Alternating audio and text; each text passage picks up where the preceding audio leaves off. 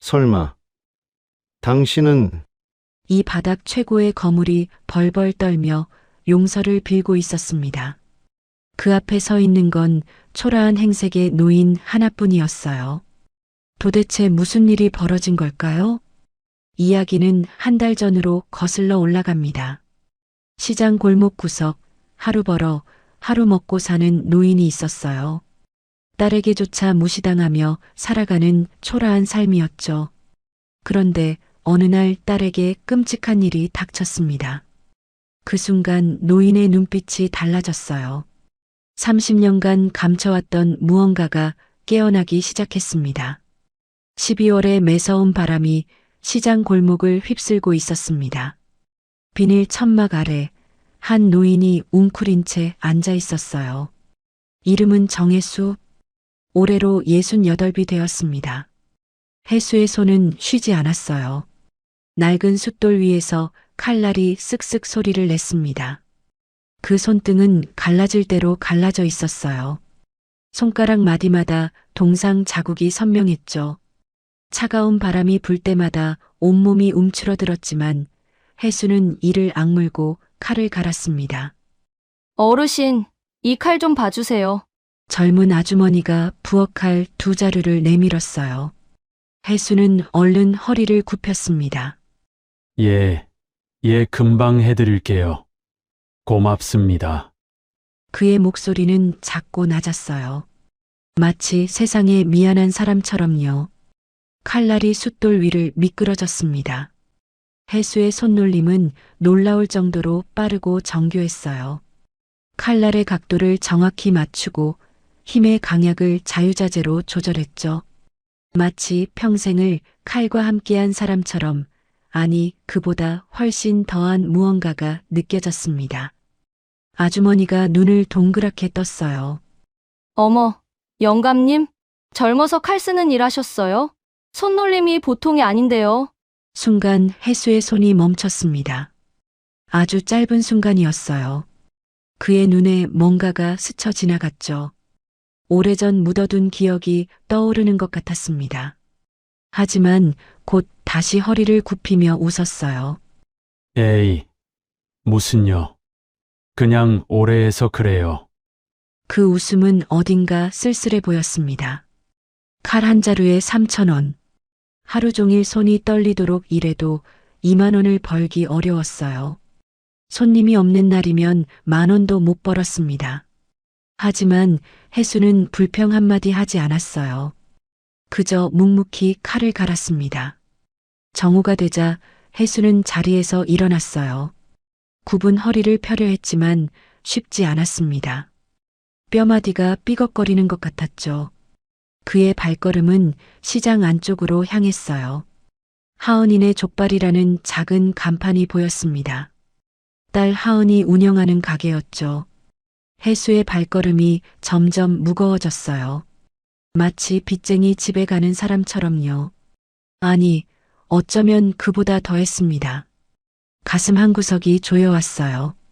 문 앞에서 그는 잠시 멈췄습니다. 심호흡을 하고 나서야 문을 열 수 있었죠. 딸 하은이 카운터 뒤에서 고개를 돌렸습니다.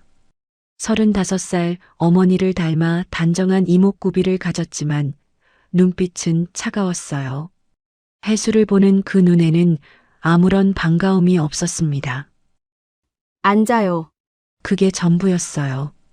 딸은 아버지에게 더 이상 말을 걸지 않았습니다. 그저 말없이 국밥 한 그릇을 가져다 놓았죠. 혜수는 딸의 눈을 마주치지 못하고 구석 자리에 앉았어요. 후루룩, 후루룩. 혜수는 소리 없이 밥을 삼켰습니다. 국물이 목을 타고 넘어갈 때마다 마음 한구석이 쓰렸어요. 딸과 단둘이 있는데 왜 이렇게 외로운 걸까요? 순간 마음이 움츠러들었습니다. 하은은 카운터에서 장부를 정리하고 있었어요. 아버지를 향한 눈길 한 번 주지 않았습니다. 그녀의 마음속에는 오래된 원망이 자리하고 있었죠. 평생 가난만 물려준 무능한 아버지. 하은이 어릴 때부터 집은 늘 가난했어요. 아버지는 항상 무언가를 숨기는 것 같았습니다. 어머니가 아플 때도, 빚쟁이가 찾아왔을 때도 아버지는 늘 뒤로 물러섰어요. 앞에 나서는 법이 없었죠. 어머니는 3년 전 세상을 떠났습니다. 긴 병치레 끝이었어요. 그때 남은 건 병원비 빚뿐이었죠. 하은은 그 빚을 갚기 위해 이 작은 족발집을 시작했습니다. 아버지의 도움 없이요. 밥그릇이 비자 혜수는 주머니를 뒤졌어요. 꼬깃꼬깃 접힌 1,000원짜리 몇 장이 나왔습니다. 그 손이 떨렸어요. 아버지가 딸에게 밥값을 내밀어야 하는 현실이 서글펐습니다. 밥값이야. 하은이 손사래를 쳤어요. 됐어요. 가져가세요. 그 목소리에는 정이 없었습니다. 차갑지는 않았지만 따뜻하지도 않았어요. 그저 무덤덤했죠. 어쩌면 그게 더 아팠습니다. 혜수는 돈을 테이블 위에 올려놓고 일어섰어요. 딸의 얼굴을 한 번 더 보고 싶었지만 용기가 나지 않았습니다. 구부정한 등을 보이며 가게를 나섰죠. 문이 닫히는 소리가 났어요. 하은은 그제야 아버지가 놓고 간 돈을 바라봤습니다. 4,000원. 국밥 한 그릇 값이었죠. 혜수가 시장 골목을 지나갈 때였어요. 상인들의 수군거림이 등 뒤로 들려왔습니다. 저 영감은 대체 젊어서 뭘 했길래 늙어서 저 꼴이야. 그러게 말이야. 딸이 저렇게 고생하는데. 아비란 작자는 맨날 칼이나 갈고 있어. 혜수의 어깨가 움츠러들었어요. 발걸음이 빨라졌습니다. 그 말들이 귓속을 파고들었지만 그는 아무 대꾸도 하지 않았어요. 그저 고개를 더 숙이고 걸을 뿐이었죠. 그때였습니다. 건장한 청년 하나가 좁은 골목에서 뛰어나왔어요. 혜수의 어깨를 세게 치며 지나갔습니다. 아이씨, 앞 좀 봐요. 청년은 사과도 없이 사라졌어요. 순간 혜수의 눈빛이 달라졌습니다. 흐릿하던 눈동자가 날카롭게 빛났어요. 마치 숨어있던 맹수의 눈처럼요. 손이 저도 모르게 움직였습니다. 청년의 등을 향해 뻗은 손은 어떤 기술의 시작 동작 같았어요. 0.5초도 되지 않는 순간이었습니다. 그러나 혜수는 손을 거두었어요.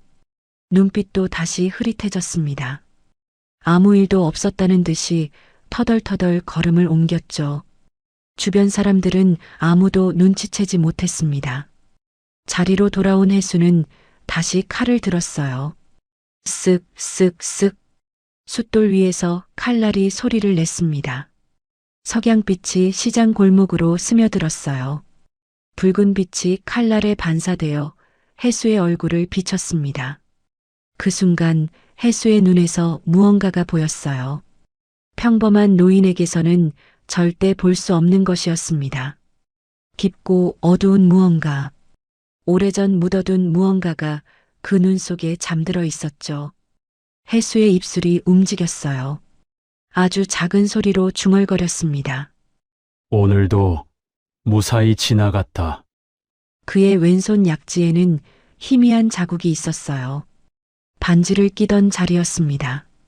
30년 동안 그 자리에는 아무것도 없었죠.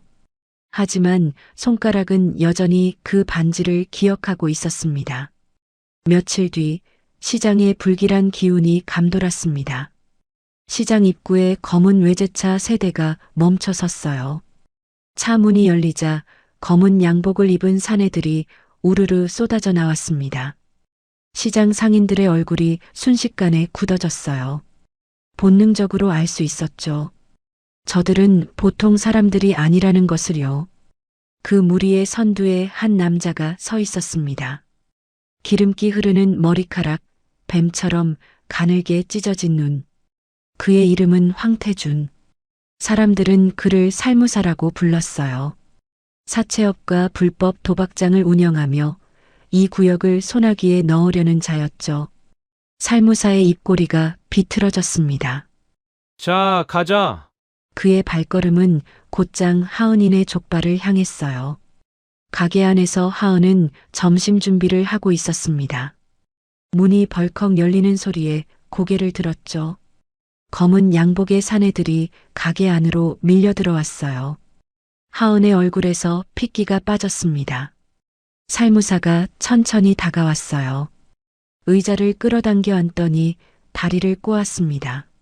사장님, 사업이 잘 되시나 봐요. 하은의 손이 떨렸어요. 그녀는 이 남자를 알고 있었습니다.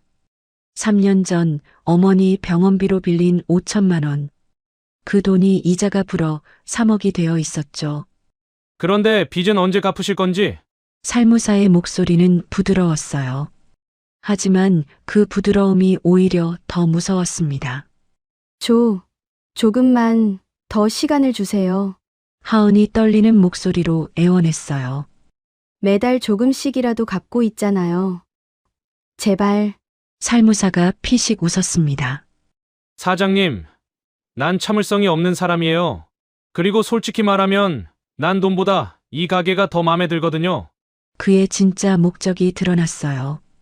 빚을 핑계로 가게를 빼앗아 도박장 VIP룸으로 쓰려는 것이었죠. 바로 그때였습니다. 혜수가 소란을 듣고 달려왔어요. 하지만 가게 입구에서 그의 발이 멈췄습니다. 창문 너머로 딸이 협박받는 장면이 보였어요. 혜수의 주먹이 꽉 쥐어졌습니다. 들어가야 해. 딸을 지켜야 해. 하지만 몸이 움직이지 않았어요. 30년 전의 약속이 발목을 붙잡았습니다. 그 순간 혜수가 주먹을 쥔 손등에 흉터가 드러났어요. 칼에 베인 상처가 아니었습니다. 동그란 모양, 마치 총상 같았죠. 혜수는 결국 몸을 돌렸어요. 도망치듯 자리를 피했습니다. 그의 등 뒤로 시장 사람들의 한숨소리가 들려왔어요. 자식이 저렇게 당하는데 아비란 놈이. 가슴이 찢어지는 것 같았습니다. 하지만 혜수는 멈추지 않았어요. 어둠 속으로 사라졌죠. 가게 안에서는 상황이 더 나빠지고 있었습니다. 사장님이 계속 이렇게 나오시면 살무사가 손가락을 튕겼어요. 부하들이 움직이기 시작했습니다. 족발 삶던 가마솥을 발로 걷어찼어요. 쾅! 뜨거운 물이 바닥에 쏟아졌습니다. 의자가 날아가고 테이블이 뒤집어졌죠. 안 돼요. 제발 그만해요. 하은이 막아서려 했어요. 그 순간 부하 하나가 그녀의 뺨을 때렸습니다. 찰싹! 하은이 비틀거리며 쓰러졌어요. 뺨이 벌겋게 부어올랐습니다. 눈물이 흘러내렸죠. 살무사가 쓰러진 하은을 내려다봤어요. 그의 눈에는 어떤 감정도 없었습니다. 일주일 안에 답 안 나오면 다음엔 이 예쁜 얼굴이 어떻게 될지 몰라요. 살무사 일행이 유유히 떠났습니다. 엉망이 된 가게에 하은 혼자 남았어요. 그녀는 깨진 그릇들 사이에 주저앉아 울었습니다. 어깨가 들썩였어요. 소리 없는 울음이었죠. 얼마나 지났을까요? 문이 열리는 소리가 났습니다. 혜수가 서 있었어요. 그는 딸 앞에서 어쩔 줄 몰라 했습니다. 손을 내밀었다가 거두고 한 발 다가섰다가 물러섰죠. 하은이 천천히 고개를 들었어요. 그녀의 눈에 불꽃이 타올랐습니다. 아빠는 왜 항상 이래요? 목소리가 떨렸어요. 하지만 그건 슬픔 때문이 아니었습니다. 분노였죠. 평생 숨기만 하고 도망치기만 하고 하은아, 나는 엄마 아플 때도 빚쟁이 왔을 때도 언제 한번 앞에 나서 본 적 있어요? 혜수는 아무 말도 하지 못했어요. 딸의 말 한마디 한마디가 가슴에 못을 박았습니다. 그냥 나가요. 하은이 고개를 돌렸어요. 아빠 얼굴 보기 싫어요. 혜수는 쫓겨나듯 가게를 나섰습니다. 문이 닫히는 소리가 유난히 크게 들렸어요. 그의 눈에서 뜨거운 것이 흘러내렸습니다. 밤이 깊어갔어요. 혜수는 시장 구석에 있는 낡은 창고로 들어갔습니다. 어둠 속에서 그의 표정이 굳어졌어요. 창고 구석, 먼지가 수북이 쌓인 곳에 무언가가 있었습니다. 군용 가방. 30년 동안 손대지 않았던 물건이었어요. 해수의 손이 천천히 그 가방 쪽으로 뻗었습니다. 손끝이 닿기 직전 멈췄어요. 떨렸습니다. 손만이 아니라 온몸이요. 아직은 해수가 중얼거렸어요. 목소리도 떨리고 있었습니다. 아직은 안 돼. 그는 손을 거두었어요. 몸을 돌려 창고를 나섰습니다. 하지만 그의 눈빛은 달라져 있었어요.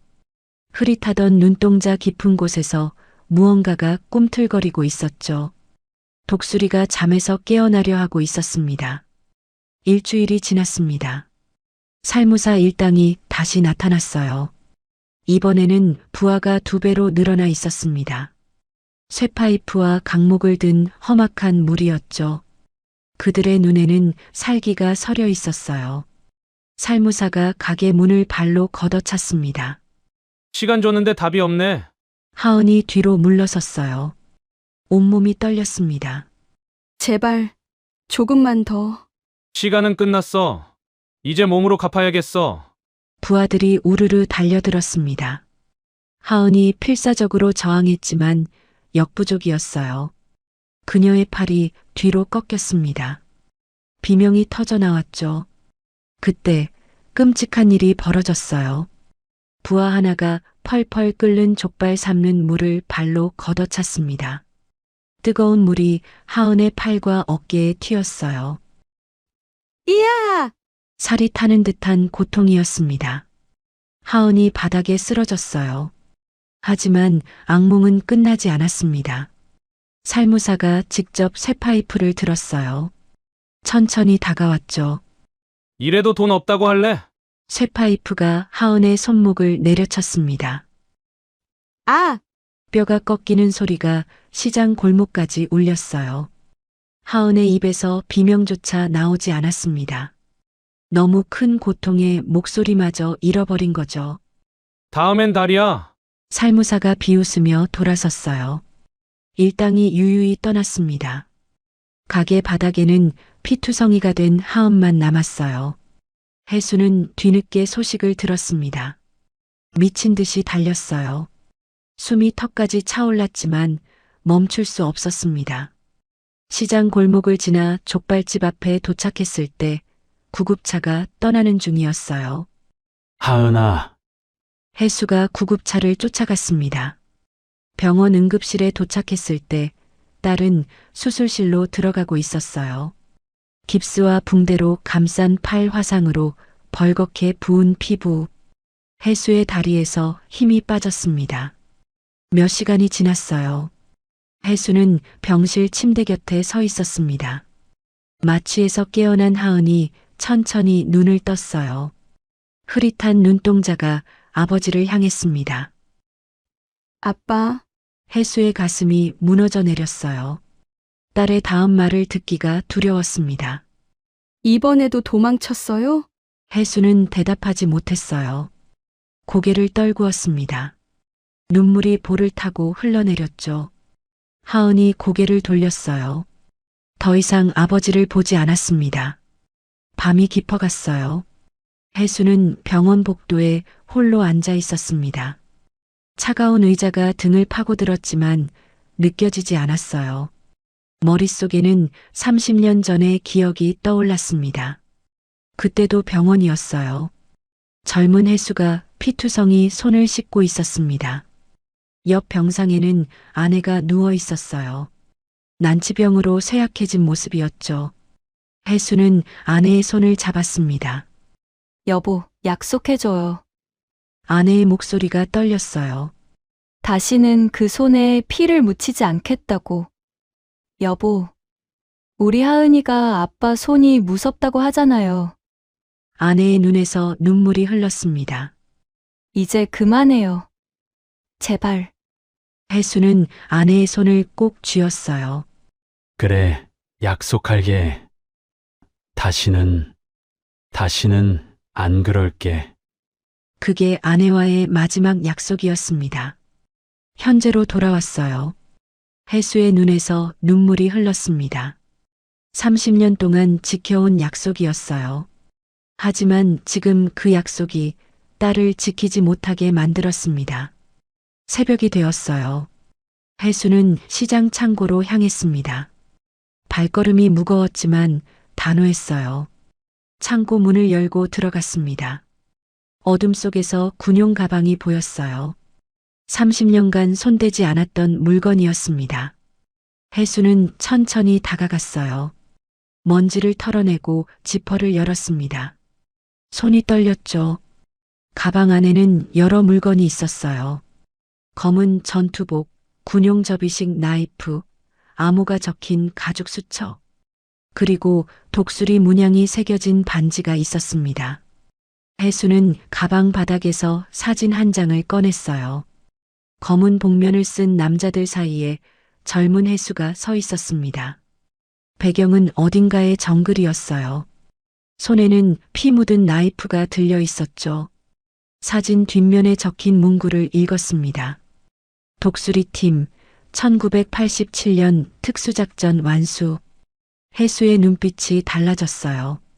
30년 동안 숨겨왔던 정체가 드러나는 순간이었습니다. 그는 천천히 전투복을 입었어요. 낡았지만 몸에 딱 맞았습니다. 30년 만에 다시 손에 쥔 나이프. 칼날이 희미하게 빛났어요. 마지막으로 독수리 반지를 손가락에 끼웠습니다. 그 순간 혜수의 눈빛이 완전히 달라졌어요. 구부정했던 허리가 펴졌습니다. 흐릿했던 눈이 매섭게 빛났죠. 더 이상 그는 칼갈이 노인이 아니었어요. 국가정보원 특수작전팀 독수리의 전설이 돌아온 것입니다. 혜수가 중얼거렸어요. 미안해, 여보. 하지만 이번만은 그의 목소리에 힘이 실렸습니다. 내가 아비 노릇 좀 해야겠어. 창고 문이 열렸어요. 혜수가 어둠 속으로 걸어나갔습니다. 독수리가 마침내 날개를 펼쳤습니다. 그날 밤 도시 외곽의 폐공장에 불빛이 켜져 있었습니다. 살무사의 본거지였어요. 낮에는 버려진 공장이지만 밤이 되면 불법 도박장으로 변했죠. 화려한 네온 사인이 번쩍였고 입구에는 건장한 경비원들이 서 있었습니다. CCTV 화면에 무언가가 잡혔어요. 검은 옷을 입은 노인 하나가 천천히 걸어오고 있었습니다. 경비원들이 비웃었어요. 저 늙은이 뭐야? 길 잃었나? 혜수가 입구 앞에 섰습니다. 경비원 둘이 앞을 막았어요. 어르신, 여긴 아니에요. 돌아가세요. 혜수가 천천히 고개를 들었습니다. 그의 눈빛을 본 경비원들이 순간 움찔했어요. 뭔가 이상했습니다. 저건 평범한 노인의 눈이 아니었죠. 비켜라. 바쁘다. 경비원 하나가 코웃음을 쳤어요. 혜수의 가슴을 밀었습니다. 뭐야? 이 영감탱이가? 0.5초. 경비원의 손목이 꺾였어요. 비명을 지르기도 전에 바닥에 쓰러졌습니다. 나머지 경비원들이 달려들었어요. 하지만 결과는 같았습니다. 단 한 방씩. 모두 바닥에 널브러졌죠. 혜수의 움직임은 화려하지 않았어요. 하지만 치명적이었습니다.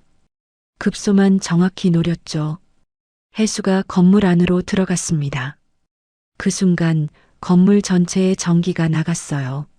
칠흑 같은 어둠이 내려앉았습니다. 도박장 안은 순식간에 아수라장이 되었어요.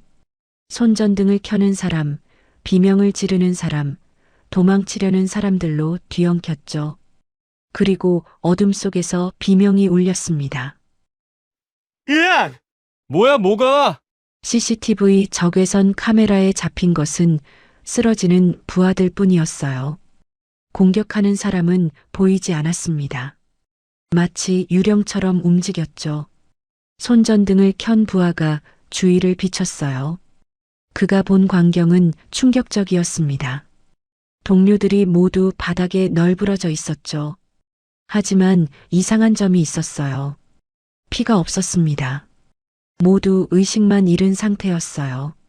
해수는 단 한 사람도 죽이지 않았습니다. 죽이지 않겠다고 약속했으니 어둠 속에서 해수의 목소리가 들렸어요. 이 정도만 해야지. 사장실 문이 발로 박살났습니다. 화려한 방이었어요. 고급 술병들, 금장 장식품들. 그 한가운데에 살무사가 서 있었습니다. 손에는 권총이 들려 있었죠. 뭐야, 이 늙은이가 살무사가 총을 겨눴어요. 죽고 싶어 환장했나? 해수가 천천히 다가왔습니다. 총구를 보고도 눈 하나 깜짝 안 왔어요. 총은 시끄러워서 싫어. 해수의 목소리는 차가웠습니다. 난 조용한 걸 좋아하거든. 살무사가 방아쇠를 당겼어요. 탕! 총알은 천장으로 빗나갔습니다. 같은 순간 해수의 나이프가 번쩍였어요. 살무사의 손목을 스쳤죠. 권총이 바닥에 떨어졌습니다. 해수가 살무사의 멱살을 잡았어요. 벽에 세게 쳐박았습니다. 내 딸 손목을 부러뜨렸다면서? 살무사가 공포에 질려 발버둥 쳤어요. 몰랐어요. 그 여자가 당신 딸인 줄. 몰랐으면 괜찮은 거냐? 해수가 나이프 끝을 살무사의 손목에 가져다 댔습니다. 너도 똑같이 당해볼래? 살무사의 바지가 젖었어요. 공포에 오줌을 지린 것이었죠. 살려주세요. 뭐든지 할게요. 그때였습니다. 살무사가 책상 아래 숨겨진 버튼을 눌렀어요. 비상 호출 버튼이었죠. 살무사의 얼굴에 비열한 웃음이 떠올랐습니다. 크크, 이제 넌 끝이야. 건물 밖에서 수십 대의 차량이 급정거하는 소리가 들렸어요. 계단을 울리는 수많은 발소리. 쿵, 쿵, 쿵. 천오파 오정호 회장님이야. 이 바닥 최고 거물이시라고. 살무사가 미친 듯이 웃었어요. 넌 이제 뼈도 못 추려. 그리고 병원에 있는 내 딸년도. 딸이라는 단어가 나온 순간이었습니다. 퍽! 해수의 주먹이 살무사의 얼굴에 꽂혔어요. 살무사가 기절하며 쓰러졌습니다. 해수가 기절한 살무사를 내려다봤어요. 오정호라. 그의 눈이 날카로워졌습니다. 그 녀석이 여기까지 올라왔군. 문이 쾅 열렸어요. 검은 양복의 조직원들이 쏟아져 들어왔습니다. 사장실을 가득 메운 조직원들. 최소 10명은 넘어 보였습니다. 그 중앙에 오정우 회장이 서 있었어요. 최고급 코트, 백금 반지, 손에 든 지팡이. 그의 눈빛은 냉정하고 오만했습니다. 오정우가 난장판이 된 사장실을 둘러봤어요. 내 구역에서 이 소라는 뭐냐? 기절해 있던 살무사가 겨우 정신을 차렸습니다. 비틀거리며 오정우에게 기어갔어요. 회장님, 저 미친 늙은이가 갑자기 쳐들어와서. 오정우가 해수를 향해 시선을 돌렸습니다. 처음엔 무시하듯 말했어요. 대체 누구길래 내 밑에 놈을. 그 순간이었습니다. 오정우의 얼굴이 굳어졌어요. 지팡이가 손에서 미끄러져 바닥으로 떨어졌습니다. 딸그락. 그의 눈동자가 지진이 난 듯 흔들렸어요. 설마. 해수가 천천히 왼손을 들어 올렸습니다. 손가락에서 독수리 문양 반지가 빛났어요. 오랜만이구나, 정호야. 해수의 입꼬리가 올라갔습니다. 아니, 이젠 오 회장님이라고 불러야 하나? 오정우의 머릿속에 30년 전 기억이 떠올랐어요. 그때 오정우는 작은 조직의 말단 두목이었습니다. 어느 날 북한 공작원에게 납치되었어요. 죽음 직전의 상황이었죠. 그때 검은 복면의 남자들이 나타났습니다. 단신으로 공작원들을 제압했어요. 그중 리더의 손에서 빛나던 반지, 독수리 문양이었습니다. 복면을 벗은 남자가 말했어요. 국가정보원 특수작전팀이다. 넌 운이 좋군. 그 남자가 바로 젊은 정혜수였습니다. 오정우가 살아난 건 순전히 해수 덕분이었죠. 현재로 돌아왔어요. 오정우가 털썩 무릎을 꿇었습니다. 양무릎이 바닥에 닿고 이마가 땅에 박힐 정도로 깊은 절이었어요. 선생님 살아계셨습니까? 조직원들이 경악했습니다. 자신들이 신처럼 모시던 회장이 노인 앞에 엎드린 것이었어요. 뭐야? 회장님이 왜? 오정우가 벼락같이 소리쳤습니다. 닥쳐! 이분이 누군지 알아? 내 목숨을 구해주신 은인이시다! 살무사가 공포에 질려 뒤로 기어갔어요. 오정우가 살무사를 향해 돌아섰습니다. 눈에 살기가 서렸죠. 이 미친 모아! 네가 건드린 게 누군 줄 알아? 오정우가 혜수 앞에 다시 엎드렸습니다. 선생님, 죽여주십시오. 제 밑에 놈이 이런 짓을 저질렀으니. 혜수가 오정우를 일으켜 세웠어요. 됐다. 정호야. 네 목숨까지는 필요 없어. 혜수가 살무사를 가리켰습니다. 대신 저놈 전 재산 내 딸 앞으로 돌려라. 그리고 이 바닥에서 영원히 추방해. 살무사가 절규했어요. 안 돼! 그건 평생 모은 돈이라고! 오정우가 직접 골프채를 들었습니다. 살무사를 내려쳤어요. 네 목숨 붙어 있는 것만 해도 감사히 여겨! 이 쓰레기 같은 놈아! 오정우가 조직원들에게 선언했습니다. 들어라.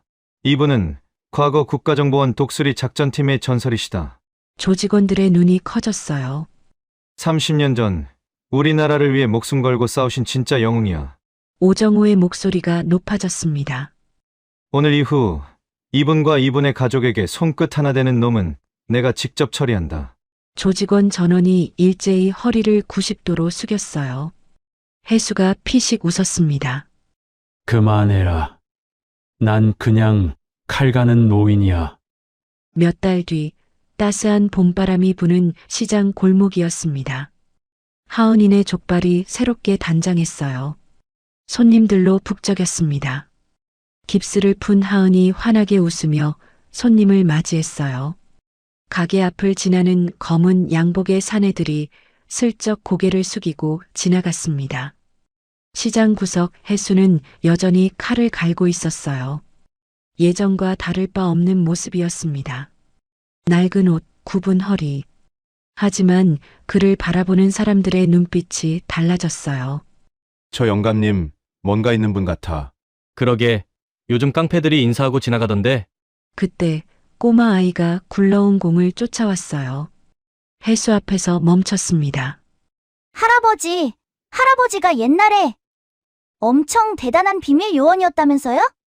진짜예요? 혜수가 주름진 얼굴에 미소를 띄었어요. 손가락을 입술에 가져다 댔습니다. 쉿.